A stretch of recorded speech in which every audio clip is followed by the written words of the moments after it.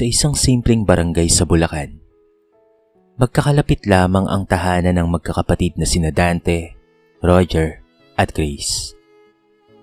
Lumaki silang magkakasama sa hirap at ginhawa. Tinuruan ng kanilang mga magulang na mahalin ang pamilya at manatiling nagkakaisa sa anumang pagsubok ng buhay. Si Dante ang panganay. Mabait at responsable siya. Ngunit nang makapag-asawa siya ng babaeng nagngangalang Vilma, unti-unting nagbago ang takbo ng kanilang samahan bilang magkakapatid.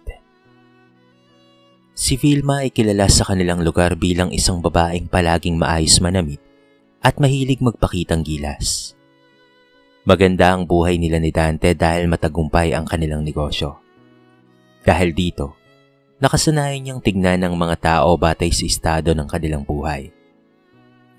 Sa kabilang banda, si Grace naman ang bunsong kapatid, kasama ang kanyang asawang si Marco. Nagsusumikap silang buhayin ng kanilang pamilya. Hindi man kalakihan ang kinikita ni Marco bilang construction worker noon, ginagawa naman nila ang lahat upang matustusan ang pangangailangan ng kanilang mga anak. Tahimik at mapagpakumbaba si Grace. Kahit maraming pagsubok ang dumaan sa kanilang buhay, hindi siya nawawalan ng pananampalataya sa Diyos. Tuwing may okasyon sa pamilya, nagsasama-sama silang lahat para sa isang salo-salo. Isa ito sa mga tradisyong iniwan ng kanilang mga magulang. Isang linggo ng hapon, muling nagkaroon ng family gathering sa bahay ni Roger. Tulad ng nakasanayan, bawat pamilya ay may dalang pagkain para pagsaluhan ng lahat. Maagang dumating si Vilma at agad na inilapag sa mesa ang kanyang dalang mamahaling pagkain. Imported pa ang ingredients nito. Pagmamalaki niya habang inilalabas ang mga lalagyan. Hindi basta-basta mabibili sa palengke. Napangiti na lamang si Roger habang inaayos ang mesa. Makalipas ang ilang minuto, dumating naman sina Grace at Marco. Bitbit nila ang isang malaking kaldero ng pansit at ilang perasong paborito nilang kakanin. Nang makita iyon ni Vilma, agad siyang napangisi. Ay, pansit na naman? Malakas niyang sabi. Natahimik ang paligid. Grace, wala ka na bang ibang alam dalhin kung hindi pansit? May ilang kamag-anak na napatingin kay Grace. Nakita nilang bahagya itong napahiya, ngunit pilit pa ring ngumiti. Pasensya na Ate Vilma. Ito lang kasi ang kaya naming ihanda. Mahinaon niyang sagot. Ngunit hindi pa roon nagtapos si Vilma. Nako, kung ako sa inyo, wag na kayong mag-abala. Baka mas mahal pa ang gasolina ninyo kesa sa dala niyong pagkain. May ilang napatawa sa biro ni Vilma, ngunit mas marami ang nakaramdam ng pagkailang. Tahimik lamang si Marco habang inilalapag ang pagkain sa mesa. Alam niyang nasasaktan ang kanyang asawa, ngunit pinili niyang huwag patulan ng anumang maririnig nila. Samantala, si Dante ay nakayuko lamang. Gusto niyang pagsabihan ng kanyang asawa, ngunit alam niyang mauuwi lamang iyon sa pagtatalo kapag nakauwi sila. Habang nagsasalo-salo ang lahat, kapansin-pansin na mas maraming kumuha ng pansit si Grace kesa sa ibang pagkain. Masarap itong luto at halatang ginawa ng may pagmamahal. Ngunit kahit ganoon, hindi pa rin tumigil si Vilma sa kanyang mga parinig. Talagang paborito ng mga Pilipino ang libre, no? Natatawa niyang sabi. Muling natahimik si Grace. Sa pagkakataong iyon, ramdam niya ang kirot sa kanyang dibdib, hindi dahil sa pagkain ang pinagtatawanan. Kung hindi dahil pakiramdam niya, ay pati ang kanilang pagkatao ay minamaliit. Pag-uwi nila ng gabing iyon, tahimik lamang si Grace habang nakatanaw sa bintana ng kanilang lumang bahay. Hindi niya alam kung hanggang kailan niya kakayaning umiti sa harap ng pangungotyang paulit-ulit niyang nararanasan. Ngunit ang hindi niya alam, ang mga luhang tahimik niyang itinatago ay magiging simula ng isang malaking pagbabagong hindi kailanman inaasahan ng kanilang pamilya. Makalipas ang family gathering na yon, tila ba hindi pa rin maalis sa isip ni Grace ang mga salitang binitawan ni Vilma. Kahit ilang araw na ang lumipas, paulit-ulit pa rin itong bumabalik sa kanyang alaala. Isang gabi, Matapos maghapunan ng pamilya, naupo si Grace sa labas ng kanilang bahay. Tahimik niyang pinagmamasdan ng mga bituin habang pinipigilan ang pagpatak ng kanyang mga luha. Napansin niyo ng kanyang asawang si Marco. "Nandito ka pala," malumanay nitong sabi habang umuupo sa tabi niya. Hindi kaagad sumagot si Grace. "Iniisip mo na naman ba si Ate Vilma?" tanong ni Marco. Napayuko si Grace. Hindi ko naman gustong magalit sa kanya. Mahina niyang tugon. Pero masakit rin pala kapag paulit-ulit kang minamaliit. Huminga ng malalim si Marco. "Alam ko at ramdam ko yon." Tinatanggap ko naman na hindi tayo mayaman. Hindi ko naman ikinakahiya yun. Pero minsan naiisip ko, gano'n na lang ba talaga kababa ang tingin niya sa atin? Tuluyan ng tumulo ang luha ni Grace. Pabilis na hinawakan ni Marco ang kanyang kamay. "Grace, huwag mong hayaang ang tingin ng ibang tao ang magdikta kung sino ka." Tahimik siyang nakinig. Ang halaga ng tao, hindi nasusukat sa laman ng bulsa. Mas mahalaga kung papaano tayong lumalaban ng marangal. Napangiti ng bahagya si Grace. Isa yun sa mga dahilan kung bakit labis niyang minahal si Marco. Sa kabila ng kahirapan, marunong itong tumingin sa buhay ng may pag-asa. Kinabukasan, maagang nagising si Marco para pumasok sa trabaho. Habang siya ay nagbabanat ng buto sa isang construction site, si Grace naman ay abala sa paggawa ng mga kakaning kanyang ibinibenta sa palengke. Hindi man kalakihan ang kanilang kinikita, nagtutulungan naman silang mag-asawa upang mapag-aral ang kanilang mga anak at maitaguyod ang pang-araw-araw na pangangailangan. May mga pagkakataon kapo sila sa pangbayad ng kuryente. May mga gabing noodles lamang ang kanilang ulam. Ngunit hindi kailanman nawalan ng pasasalamat si Grace. May pagkain pa rin tayo sa mesa. May pupong pa rin tayong sinisilungan. At sama-sama pa rin tayo. Madalas niyang sabihin sa kanyang mga anak. Samantala, hindi pa rin nagbabago si Vilma. Tuwing may pagkakataon, lagi siyang may komento patungkol sa buhay ng iba. Isang araw, nagkaroon muli ng simpleng salo-salo sa pamilya. Hindi na sana balak sumama ni Grace, ngunit nagpilit si Roger. "Kapatid pa rin naman natin sila," sabi nito. Dumala sila para mapagbigyan ng kanilang kapatid. Ngunit gaya ng dati, hindi na naman sila nakaligtas sa mga parinig ni Vilma. "Ay Grace, hindi ka pa rin nakakaalis sa lumang bahay ninyo?" Tanong nito habang kunwaring nag-aalala. Bago pa makasagot si Grace, muli itong nagsalita. "Naku, dapat siguro magdoble kayod pa kayo. Magsipag-sipag pa kayo. Sayang naman ang panahon, no?" Natahimik ang lahat.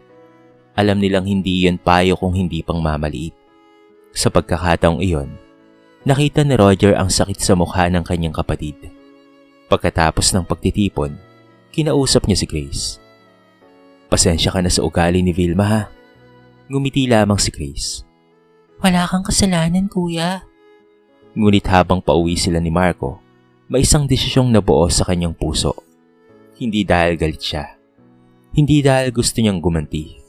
Kung hindi dahil gusto niyang pangalagaan ang natitira nilang kapayapaan. "Marco," mahina niyang tawag. "Lumayo na muna kaya tayo sa mga gathering?" Napatingin sa kanya ang asawa. "Sigurado ka ba?" Tumango si Grace. "Mahal ko sila. Ayokong tumating ang araw na mapuno ako ng sama ng loob." Tahimik na tumango si Marco. Minsan, ang paglayo ay hindi tanda ng pagkaputol ng pagmamahal. Minsan, ito ang tanging paraan upang mailigtas ang isang relasyon bago ito tuluyang masira. At yun ang hakbang na hindi alam ni Vilma na unti-unting magbabago sa takbo ng kanilang buhay. Mula nang magpasya sina Grace at Marco na umiwas muna sa mga family gathering, naging mas tahimik ang kanilang buhay. Wala nang mga salitang nakakasakit na kailangan nilang tiisin. Wala nang mga tinging puno ng pangusga na bumabati sa kanila tuwing may salo-salo. Sa una, nagtaka ang pamilya. Tuwing may birthday, reunion o simpleng handaan, palaging wala si Grace. May mga pagkakataong nagdadahilan silang may trabaho.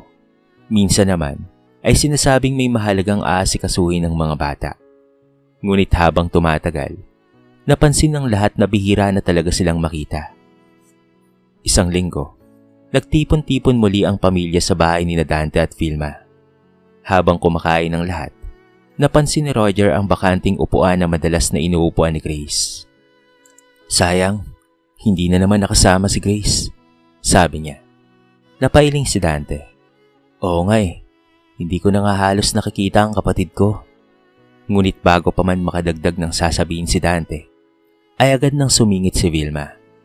Nako, baka nahihiya lang. Napatingin sa kanya ang lahat. Saan naman mahihiya ang pamangkin ko? Tanong ng isang tiyahin. Ngumiti si Vilma bago sumagot. Di sa estado ng buhay nila. Siyempre iba naman kasi ang antas natin ngayon. Muling nanahimik ang paligid. Hindi komportable si Roger sa kanyang narinig. Ate Vilma, hindi naman siguro ganoon si Grace. Ano pa ba? Sagot nito. Kung gusto nilang sumama na sana sila.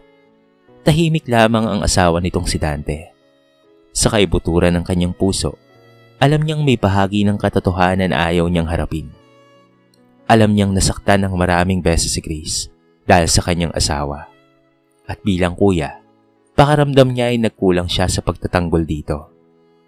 Samantala, sa kabilang bayan, abala sina Grace at Marco sa mahalagang bagay.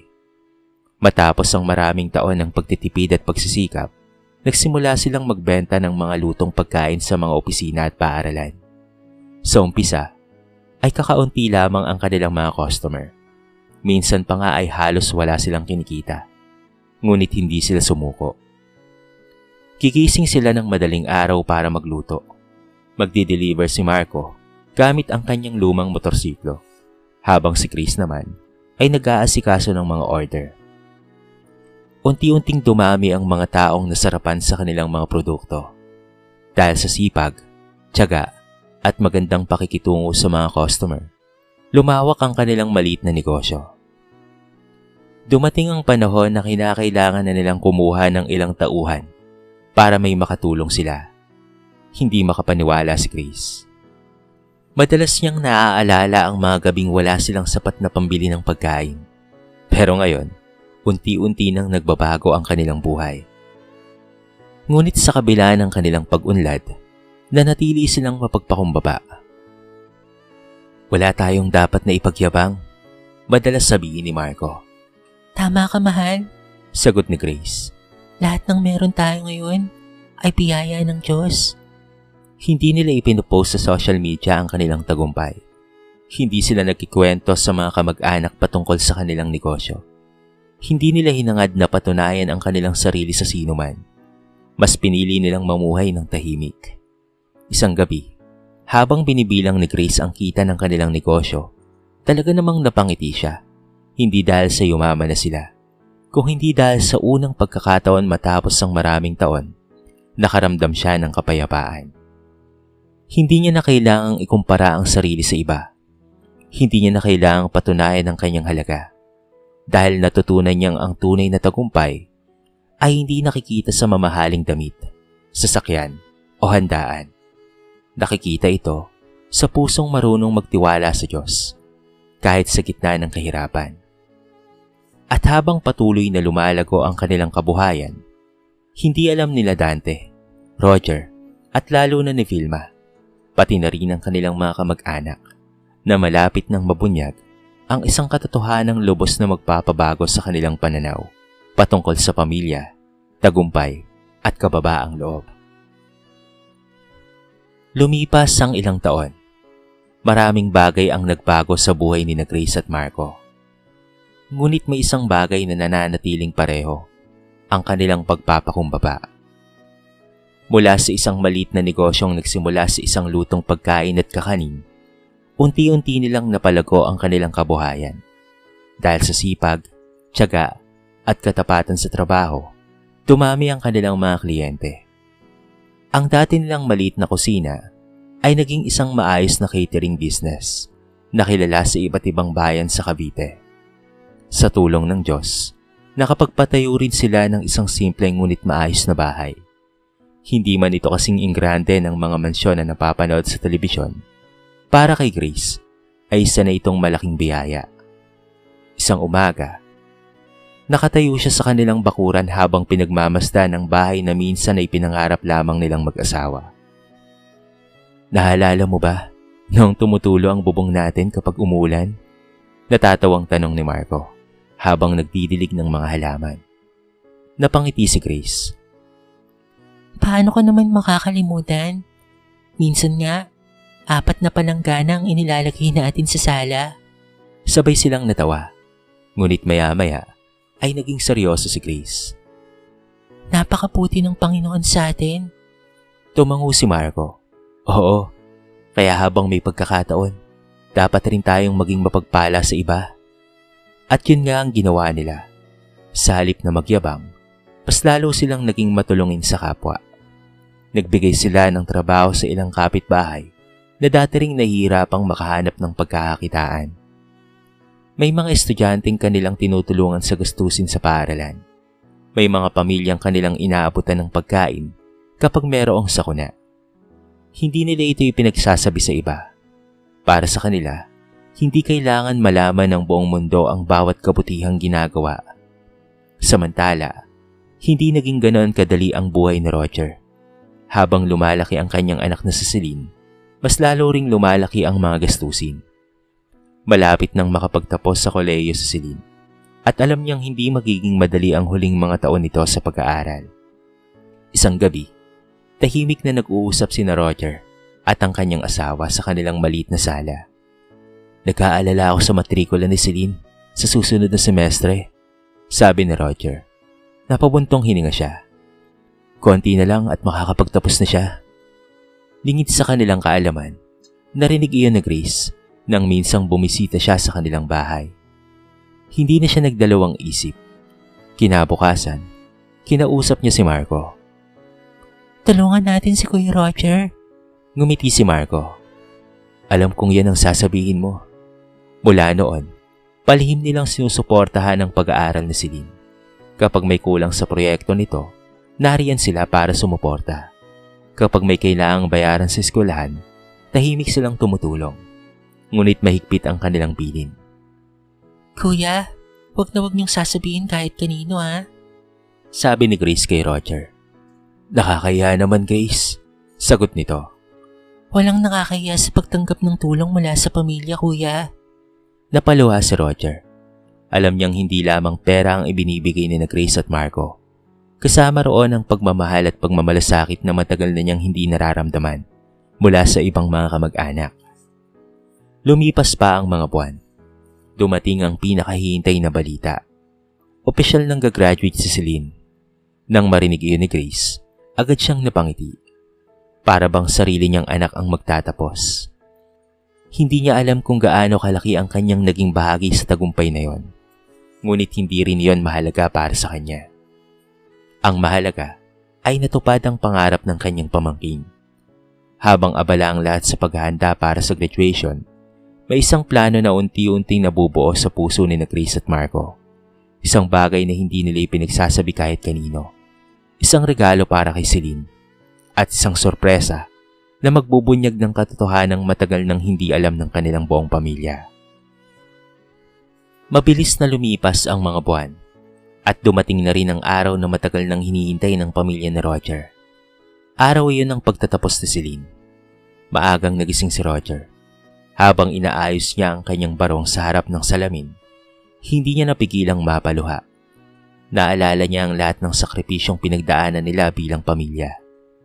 Mga gabing kulang ang kanilang pera. Mga panahong halos sumuko na siya dahil hindi niya alam kung saan kukuha ng pambayad sa matrikula. Mga pagkakataong iniisip niyang baka hindi na may pagpatuloy ni Celine ang pag-aaral nito. Ngunit sa kabila ng lahat, naroon pa rin ang Diyos na gumagawa ng paraan. At isa sa mga paraang iyon ay sina Grace at Marco.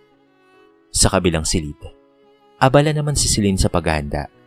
Suot niya ang kanyang graduation attire at hindi niya maitago ang saya sa kanyang mga mata. Anak, tawag ni Roger. Pagharap ni Celine, ay agad niya itong niyakap. Congratulations anak ha. Napaluha si Celine. Salamat po, Papa. Hindi lang ako ang dapat na pasalamatan mo. Napatingin ito sa ama. Marami tayong dapat na pasalamatan. Tumango si Celine dahil alam niya kung sino ang tinutukoy nito. Hindi man madalas ipakita ni Grace at Marco ang kanilang pagtulong, alam niyang malaki ang naging bahagi nila sa kanyang tagumpay. Pagkatapos ng graduation ceremony, nagkaroon ng pagkakataon ng pamilya na magtipon-tipon. Ilang araw bago yon, ipinatawag ni Roger ang kanyang mga kapatid at iba pang mga kamag-anak. May simpleng salo-salo tayo para kay Celine. Masaya niyang sabi. Agad namang pumayag ang lahat. Nang marinig ito ni Vilma, hindi niya napigilang magkomento. Simple lang naman siguro yan, di ba? Ngunit nang sabihin ni Roger ang pangalan ng venue, bahagyang nagulat siya. Isa itong kilalang events place sa kanilang lugar. May maayos na function hall, magandang dekorasyon, at catering service. Napakunot ang noo ni Vilma. Sa isip niya, imposibleng kayanin iyon ni Roger. Baka naman nangutang kayo para rito, ha? Pabirong sabi niya. Ngumiti lamang si Roger. Huwag ka nang mag-alala ate, naayos na ang lahat. Hindi na nagtanong pa si Vilma, ngunit hindi nawala ang kanyang pagdududa. Dumating ang araw ng graduation celebration. Isa-isang dumating ang mga bisita. Namangha ang marami sa ganda ng lugar. Maayos ang mga mesa. Masasarap ang mga pagkain. Maganda ang programa. Tuwang-tuwa si Celine habang binabati ng kanyang mga kamag-anak.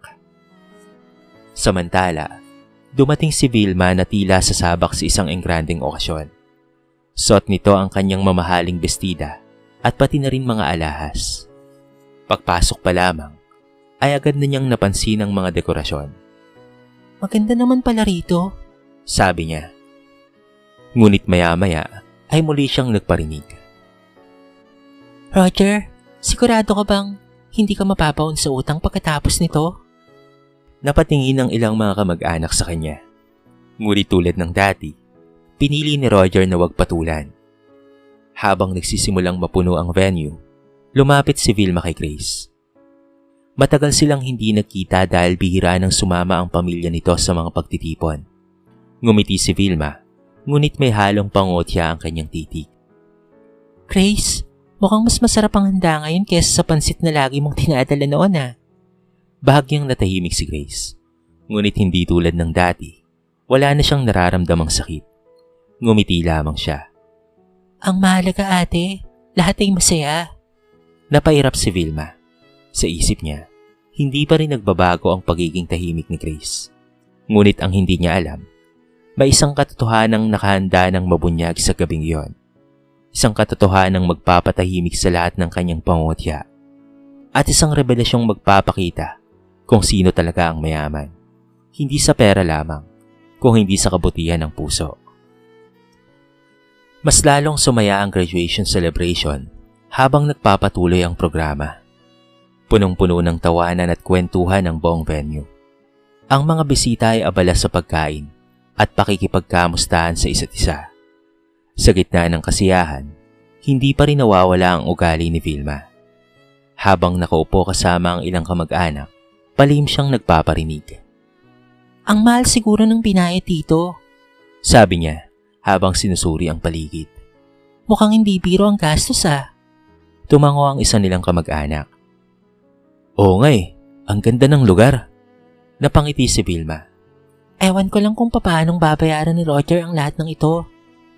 Hindi naman narinig ni Roger ang mga sinabi niya dahil abala ito sa pag-aasikaso sa mga bisita.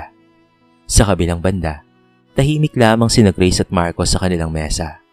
Masaya silang pinagmamasdan si Celine na nakikipagkwentuhan sa mga kaibigan at kamag-anak. Para sa kanila, sapat nang makita ang bunga ng pagsisikap ng dalaga. Ilang sandali pa ay tinawag na ng host ang lahat upang magsimula ang maikling programa. Isa-isang binati ang mga bisita bago tuluyang ipinakilala si Celine. Nang tawagin siya sa harapan, sinalubong siya ng malakas na palakpakan. Napaluha ang dalaga habang hawak ang mikropono. Marami pong salamat sa lahat ng dumalo ngayong araw. Simula niya. Ang pagtatapos ko po ay hindi lang tagumpay ko. Tagumpay po ito ng buong pamilya namin. Nagpalakpakan ng mga bisita. Pagkatapos magsalita ni Celine, tinawag naman ang kanyang ama na si Roger at pati na rin ang kanyang ina. Dahan-dahang lumapit si Roger at ang asawa nito si entablado. Kitang-kita sa kanyang mukha ang emosyon. Hindi ko akalaing darating ang araw na ito, sabi niya. Maraming beses po kaming muntikan ng sumuko. Tahimik na nakikinig ang lahat. May mga panahong hindi ko alam kung saan kukuha ng pambayad sa matrikula ng anak ko. Napayuko si Roger habang pinipigilan ang pagluha. Pero may mga taong ginamit ang Diyos upang tulungan kami. Napatingin ang lahat sa kanya. Maging si Vilma ay napahinto sa pagkain. Ngayon, gusto kong kilalanin ng mga taong hindi lamang tumulong sa pag-aaral ni Celine. Huminto siya sandali. Kung hindi siya ring dahilan kung bakit naging posible ang pagdiriwang na ito. Nagkatinginan ng mga bisita. Nagtaka ang lahat kung sino ang kanyang tinutukoy. Pagkatapos ay ngumiti si Roger. Grace, Marco, maaari ba kayong lumapit dito sa harap? Nagulat si Grace. Agad siyang umiling. Ngunit nagpalakpakan na ang mga tao. Napilitan silang mag-asawa na tumayo at lumapit sa entablado. Samantala, nagsimulang kumunot ang noo ni Vilma. Hindi niya maunawaan ang nangyayari. Pagdating ni Grace at Marco sa harapan, agad silang niyakap ni Roger. Kung hindi dahil sa inyo, baka hindi na nakapagtapos ang anak ko. Nabigla ang mga tao, ngunit mas lalo silang nagulat sa mga sumunod na sinabi ni Roger. At gusto ko ring malaman ng lahat na sina Grace at Marco ang sumagot ng venue, catering, at karamihan sa mga gastusin para sa celebration na ito. Biglang natahimik ang buong bulwagan. Parang huminto ang oras. Nanlaki ang mga mata ng mga bisita. Maging si Dante ay hindi makapaniwala sa kanyang narinig. Ano? Bulalas ng isa nilang kamag-anak. Totoo ba yun? Tumango si Roger. Oo, matagal na nila kaming tinutulungan, pero ayaw nila itong ipaalam sa iba. Unti-unting napuno ng bulungan ng venue. Samantala, tila nawalan ng kulay ang mukha ni Vilma. Hindi siya makapagsalita. Parang isa-isang bumabalik sa kanyang alaala ang lahat ng pagkakataong pinahiya niya si Grace. Ang pansit na kanyang pinagtawanan, ang mga parinig, ang mga pangmamaliit. At ngayon, nalaman niyang ang taong minamaliit niya sa loob ng maraming taon ay siyang tahimik na tumutulong sa iba nang hindi naghahanap ng papuri. Habang nakatayo si Grace sa harapan, wala ni katiting na pagmamataas sa kanyang mukha. Ngumiti lamang siya at nagsabing, Lahat ng ito ay biyaya ng Diyos. Kung may natulungan man kami, siya po ang dapat na pasalamatan. Sa sandaling iyon, maraming tao ang napaluha. At si Vilma, sa unang pagkakataon matapos ang maraming taon, ay nakaramdam ng matinding hiya sa sarili dahil sa kanyang mga ginawa. Alam niyang pagkatapos ng gabing iyon, hindi na magiging pareho ang lahat. Ang katotohanang nabunyag ay magsisilbing salamin ng kanyang mga pagkakamali at simula ng pagbabagong matagal nang kailangan niyang harapin. Matapos ang revelasyong gumulat sa lahat, nanatiling tahimik ang buong bulwagan sa loob ng ilang sandali. Ang mga bisitang kanina lamang ay masayang nagkikwentuhan ay tila nawalan ng salita. Nakatingin silang lahat kina Grace at Marco, hindi dahil sa kanilang tagumpay, kung hindi dahil sa paraan ng kanilang pamumuhay. Sa kabila ng kanilang pag-asenso, hindi nila kailanman ipinagyabang ang kanilang narating. Hindi nila ipinamukha sa iba ang kanilang yaman. Hindi nila ginamit ang kanilang tagumpay upang ipahiya ang sinuman. At yun ang bagay na higit na humanga ang lahat. Samantala, nakaupo lamang si Vilma sa kanyang upuan. Pakaramdam niya ay napakabigat ng kanyang dibdib. Parang isa-isang bumabalik sa kanyang alaala ang bawat pagkakataong pinagtatawanan niya si Grace. Naalala niya ang mga salitang binitawan niya sa family gathering. Ang mga pagkakataong minamaliit niya ang mga simpleng handa ng kanyang hipag. Ang mga panahong ginawa niyang biro ang kahirapan ng pamilya nito. Lahat ng iyon ay malinaw na ngayon sa kanyang isipan. At lalo siyang nakaramdam ng kahihiyan nang makita niyang kahit kailan ay hindi siya ginantihan ni Grace. Hindi siya ipinahiya sa harap ng lahat kahit may pagkakataon na itong gawin iyon. Tahimik lamang itong umiti. Maya-maya ay tumayo si Vilma. Napansin kaagad siya ng mga tao. Dahan-dahan siyang lumapit sa harapan kung saan naroon sina Grace at Marco. Nagulat si Dante nang makita ang asawa. Hindi niya alam kung ano ang gagawin nito. Pagharap ni Vilma kay Grace, nakita ng lahat ang pamumuo ng luha sa kanyang mga mata. Sa unang pagkakataon, nawala ang yabang na matagal nilang nakikita sa kanya. Grace? Nanginginig niyang sambit. Tahimik na nakinig si Grace. Ako ang dapat na umingi ng tawad. Lalong natahimik ang paligid. Ako ang nagkamali. Hindi na napigilan ni Vilma ang kanyang pagluha. Napakarami kong masasakit na salitang sinabi sa'yo at sa iyong pamilya. Napayuko siya. Minaliit kita noon dahil akala ko pera ang sukatan ng halaga ng tao. Patuloy na tumutulo ang kanyang mga luha. Hindi ko nakita kung gaano kabuti ang puso mo. Maging ang ilang mga kamag-anak ay napaluha na rin. Hindi nila ay nakahalang maririnig nila ang mga salitang iyon mula kay Vilma. Lumapit si Dante sa kanyang asawa at marahang hinawakan ang balikat nito. Ramdam niya ang bigat na matagal ng dala ng babae. Humarap muli si Vilma kay Grace. Kung hindi pa huli ang lahat, patawarin mo sana ako. Hindi kaagad nagsalita si Grace. Lumapit siya kay Vilma at sa halip na magalit o manumbat, niyakap niya ito. Tuluyang napaiyak si Vilma. Napaiyak rin si Grace. Maging si Roger ay hindi na napigilang punasan ng kanyang mga mata. Matagal na kitang pinatawad, ate. Mahinang sabi ni Grace. Napatingin si Vilma sa kanya. Ang pamilya ay hindi dapat pinaghihiwalay ng pera, yabang o katayuan sa buhay. Napatango si Vilma habang umiiyak. Tama ka. Sa pagkakataong iyon, tila muling nabuo ang pamilyang matagal ding nasugatan ng hindi pagkakaunawaan. Masaya ang lahat nang makita ang pagkakasundo ng magkakapatid. Ngunit higit sa lahat ay may mahalagang aral na natutunan ng bawat isa. Na ang tunay na yaman ay hindi nasusukat sa laki ng bahay, dami ng pera, o mamahaling handa sa mesa. Ang tunay na yaman ay makikita sa pusong marunong magmahal, magpatawad, at tumulong ng walang hinihintay na kapalit. Habang pinagmamasdan ni Celine ang kanyang pamilya, napangiti siya. Ang araw na ito ay hindi lamang pagdiriwang ng kanyang pagtatapos. Ito rin ay pagdiriwang ng muling pagkakaisa ng kanilang pamilya. At sa gabing iyon, sa ilalim ng mga ilaw ng bulwagan at sa gitna ng masasayang ngiti, natagpuan nilang muli ang isang bagay na mas mahalaga kaysa sa anumang kayamanan sa mundo. Ito ay ang pagmamahalan ng isang pamilya. 6 na buwan ang lumipas matapos ang graduation ni Celine.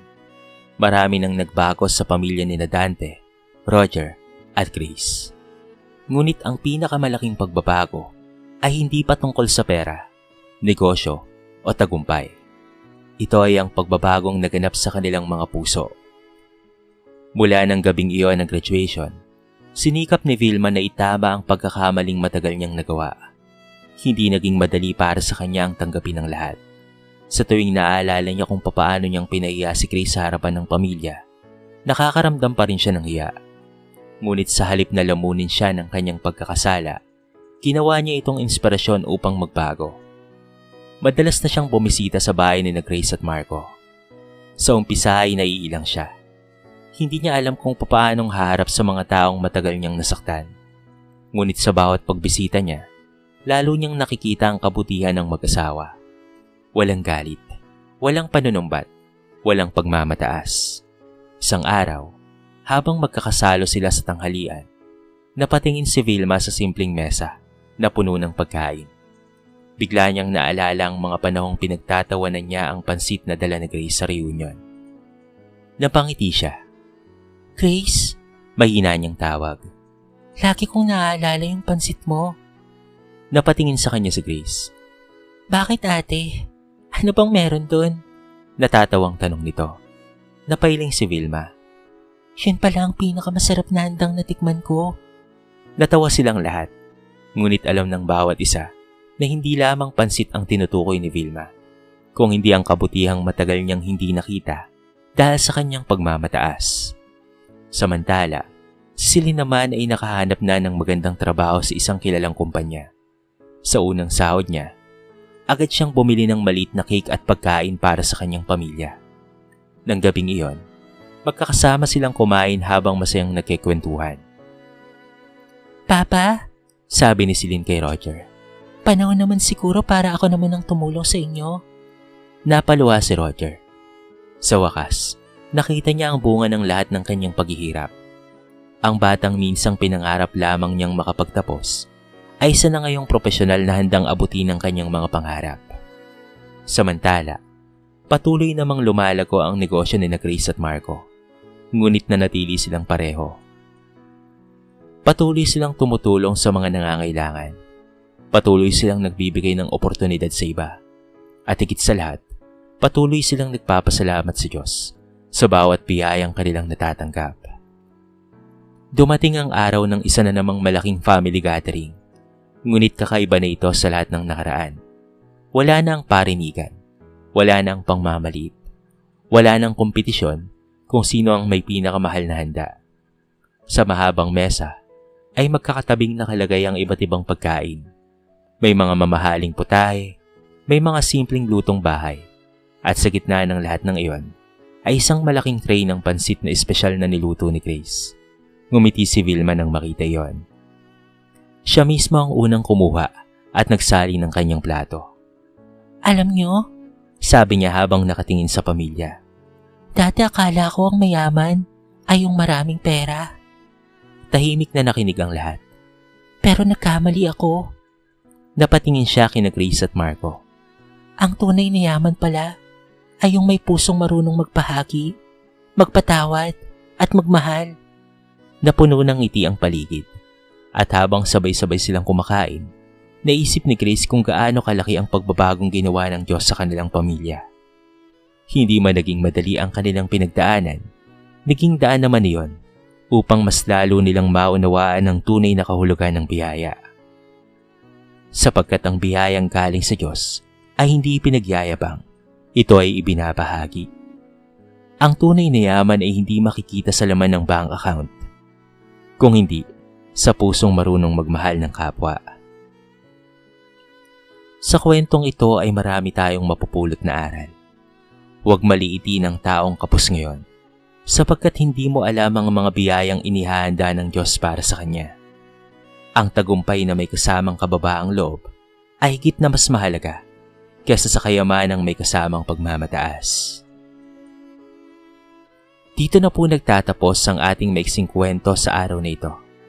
Sana po ay nagustuhan nyo at sana po ay kinapulutan nyo ng maraming aral.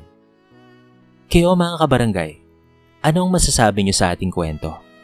I-comment nyo naman po sa baba ang inyong mga reaksyon at babasahin natin ang lahat ng yan. I-comment nyo na rin kung taga saan kayo para naman malaman ko kung hanggang saan nakaabot ang video na ito. Paki-like and share na rin po ang ating kwento para mapakinggan rin ng iba. At kung bago ka pa lamang sa ating channel, baka naman pwedeng pakihit ang subscribe button at bell notification button para palagi kang updated sa mga bago nating upload na katulad nito. So paano mga kabarangay? Hanggang sa muli. Thank you so much and peace out.